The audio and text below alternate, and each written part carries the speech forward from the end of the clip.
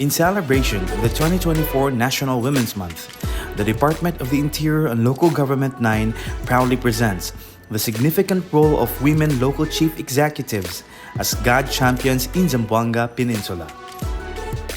Embracing the theme We for Gender Equality and Inclusive Society, underscoring the concrete actions and initiatives undertaken by our leaders to promote an environment where gender equality is not just an aspiration, but a lived reality.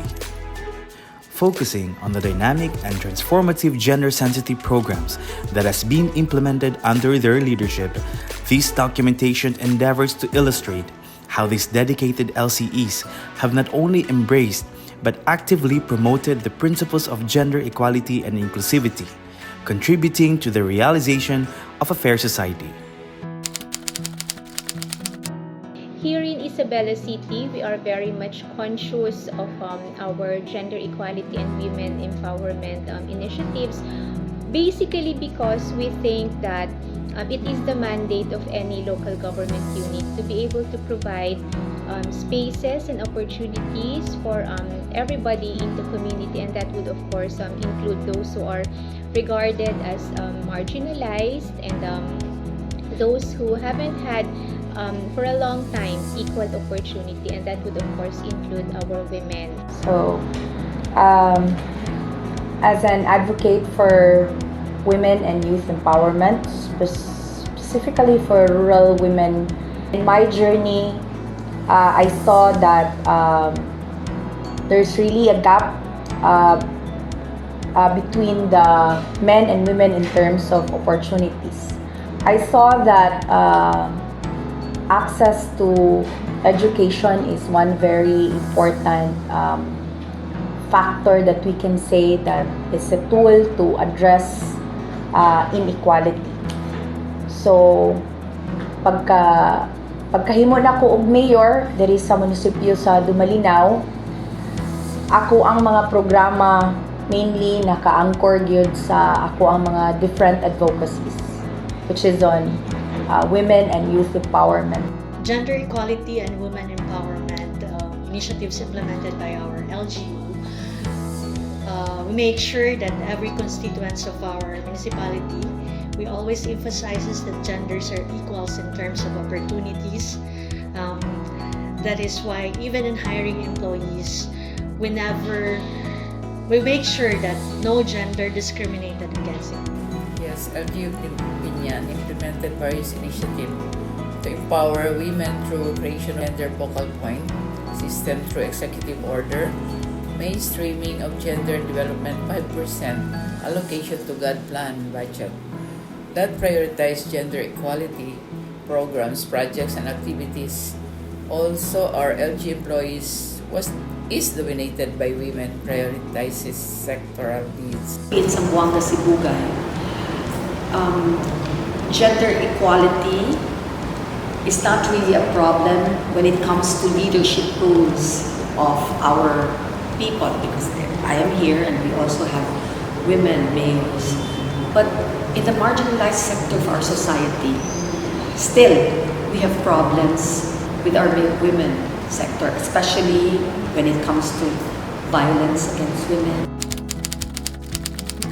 We are the first city in Region 9 to be able to pass the anti-bastos law ordinance, so that this of course ensures that our women, so we are just a third-class city, but our GAD funds actually is around 46 million. We have the gender and development focal system, no, na kung saan lahat ho ng women organizations or those organizations and institutions working for gender and development really become part of the process when we plan out where do we spend or what priority programs do we have to be implemented under the GAD fund. The impact, especially on gender and development, really came from projects and programs based on the GAD plan.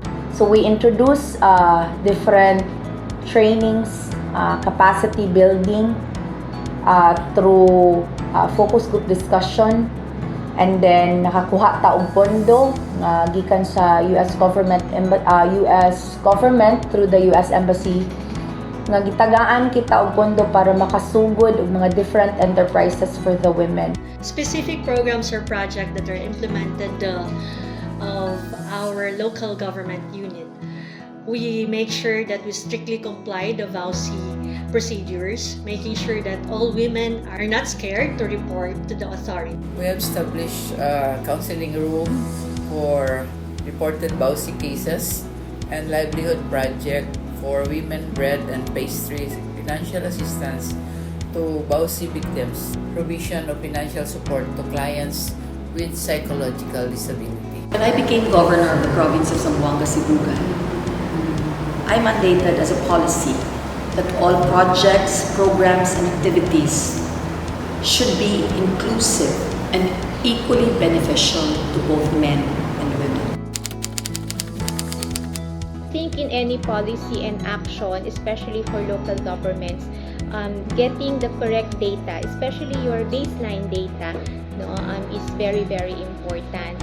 It took a bit of time for us to put everybody on, the same boat, on the same understanding and mindset.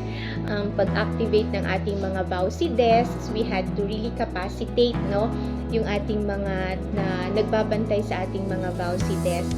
Yung how do we also capacitate and empower the women, especially yung mga survivors, or yung victims and then survivors ng ating mga VAUSI, to really come out and trust the systems that we have put in place.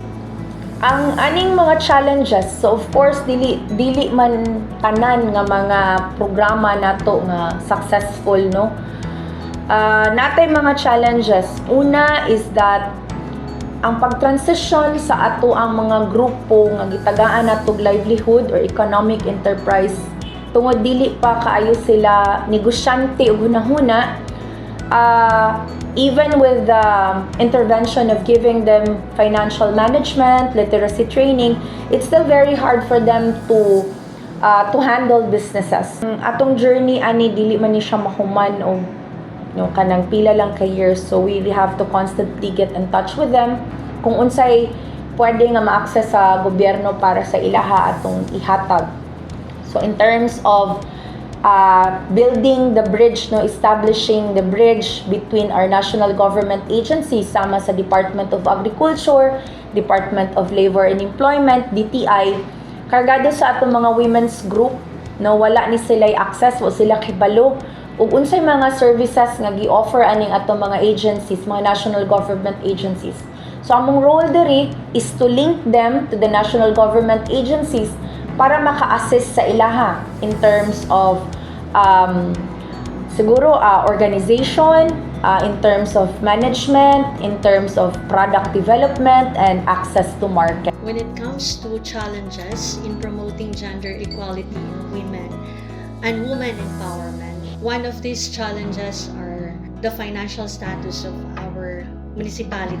It may not be always as enough to cater the 18 barangays. We make it sure that this 18 barangays will be catered in terms of what they're needed. To start, some women and men are passive in different programs of the LGU, but with continuous advocacy of gender equality and women empowerment, the participation and attendance of this sector increases. Is the limited funds for the implementation of these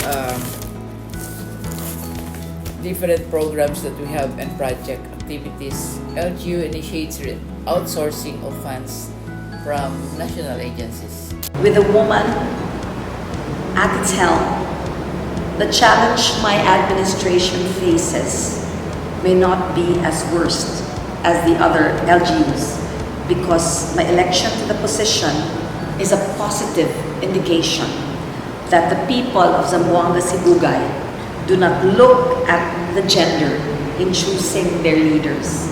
Major challenge, thus, that my administration faces is the funding limitation. To overcome this, we have become creative by seeking external sources of funds through the national government agencies like the Department of Health, the Office of the President, and other national agencies. Napakalaki ho ng role ng LGU. No? We have both the mandate and the resources to really make an impact. Pagbigay ng capacity, empowering is about capacity building. Again, consciously looking for anong capacities ba ang kailangan nating maibigay para yung empowerment natin ay ma-translate mo into actual actions, ma-translate mo into actual accomplishments, no? And not just measure our accomplishments by way of, having activities na at the end of the day, hindi natin alam kung napakinabangan ba ng mga tao. For me, I really wanted it that for all these programs that I started, it will be sustainable. Because first, we invested so much time and effort to know the challenges, to provide funds for interventions para ma-address ni. And then, later on, basin unya og dili na nila priorities, that's why ato gid siyang gi-institutionalize. So, vision that in order for this program to be more successful, the local officials should be more sensitive and effectively comply the rights of the women as well. Well, municipality opinion envision a society where men and women unite together as one. We have a goal of promoting gender equality and women empowerment towards development and sustainable life. But towards the LGU should envision increasing women's presentation and leadership and decision making to redistributing care work and productive resource progresses towards a gender equal and sustainable future. Government collaboration with women organizations can help ensure that policies meet the specific needs of women and girls, that such policies are implemented effectively. To be a leading entity in the sustained delivery of quality services to advance gender equality and women's empowerment. I see the LGUs as playing a pivotal role in shaping inclusive societies where women can fully participate and thrive and contribute to development. The Department of the Interior and Local Government 9 not only celebrates the achievements of LCE-GAD champions, but also aligns with the national call to action for a lipunang patas sa bagong Pilipinas, kakayahan ng babae, patutunayan. It is a testament to the enduring spirit and capabilities of women, showcasing the critical role they play in the development of a just and equitable society.